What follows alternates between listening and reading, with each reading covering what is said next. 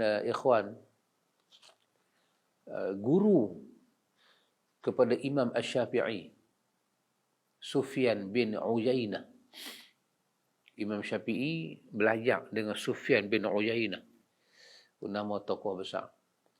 Sufyan bin Uyainah ni ikhwan, satu hari dia baca ayat Quran, ayat ke-38 daripada suratul An'am. Dalam ayat itu Allah Ta'ala kata, وَمَا مِنْ دَابَّةٍ فِي الْأَرْضِ وَلَا طَائِرٍ يَطِيرُ بِجَنَاحَيْهِ إِلَّا أُمَمٌ أَمْثَالُكُمْ.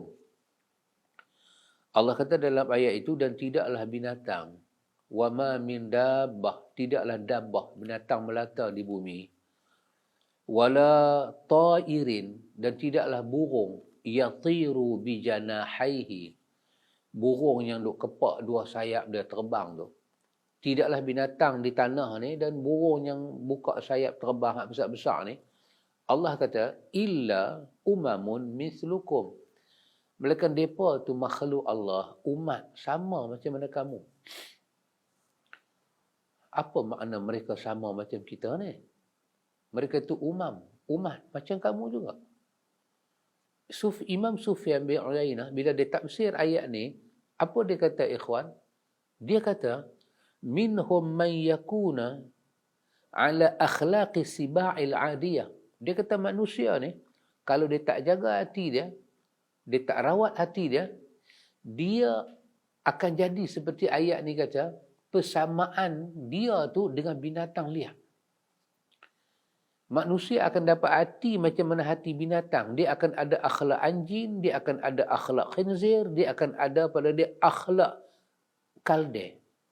Dia akan ada pada diri dia akhlak daripada burung merak tu.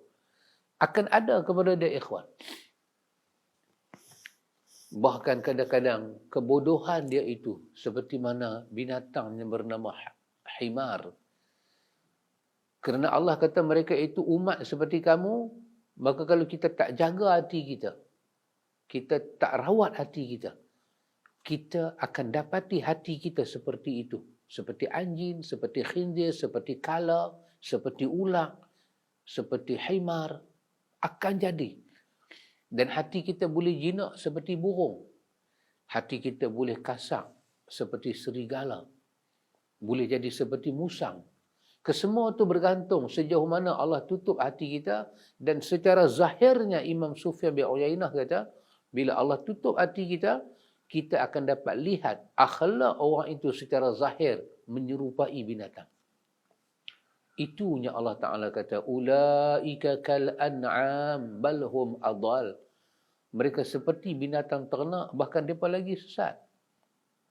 Maknanya ikhwan, salah satu daripada perkara yang kita kena ajak diri kita ialah melihat balik. Dalam hidup kita ini berlaku dak wiqayah, penjagaan, perlindungan, pemeliharaan diri kita daripada dosa. Kalau terjebak dengan dosa, itu bukanlah sesuatu benda yang dikatakan keluar daripada fitrah. Cumanya kalau terjebak dengan dosa, apa kita patut buat? Istighfar. Itu saja. Membudayakan istighfar ini. Mengajak anak-anak kita di sekolah istighfar. Yang peringkat rendah, peringkat menengah, peringkat tinggi, peringkat menara gading, istighfar.